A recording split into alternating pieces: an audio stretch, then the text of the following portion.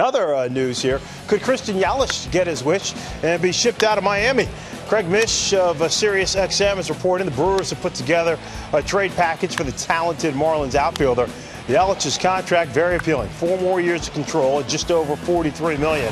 A number of teams are trying to wrestle Yelich away from Miami, much to his delight, Eric. And, hey, look, Brewers are willing to do this. They're not a team that necessarily needs help in the outfield. You look, they got a lot of young names, Ryan Braun here as well, but Keon Broxton, they're really good defensively. They got the young kids, Phillips and Brinson, and Santana showed off his power a year ago. But it shows you that the Brewers are interested here. They were 1 game away from that wild card spot a year ago.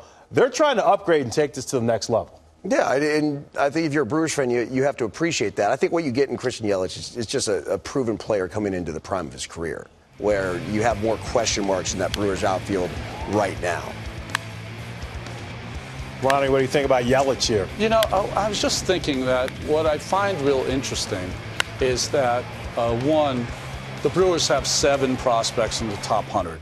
So they're, making a deal from a position of strength. But what I find interesting is that you sign these young players to friendly contracts for your team, but then it makes them very attractive to trade because other teams want to trade for them. It's a very interesting irony that you lock them up because you want them to be there a long time. They're going to give you stability contractually, and then you use it at some point to trade them because the other organization treasures that more. Yeah, look, I mean, they've talked about the baseball system being broken, and I think in a lot of ways it is, and I think it's probably been reflected in this offseason because the bottom line is we're paying now, right, top dollar for guys that typically have passed the prime of their career, where we pay guys the minimum and then, say, arbitration numbers through what you would consider being their very best years,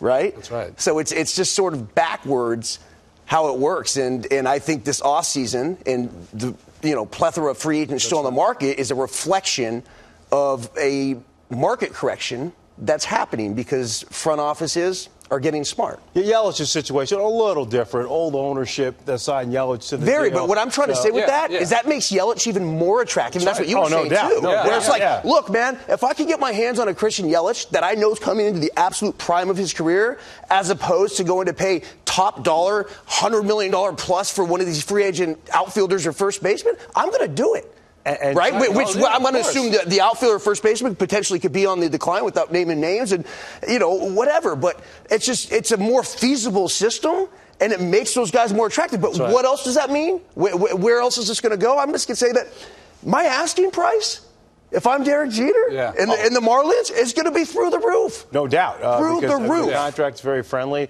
You're not asking him like a Stanton situation where you're asking him to take, a $200, $300 million deal.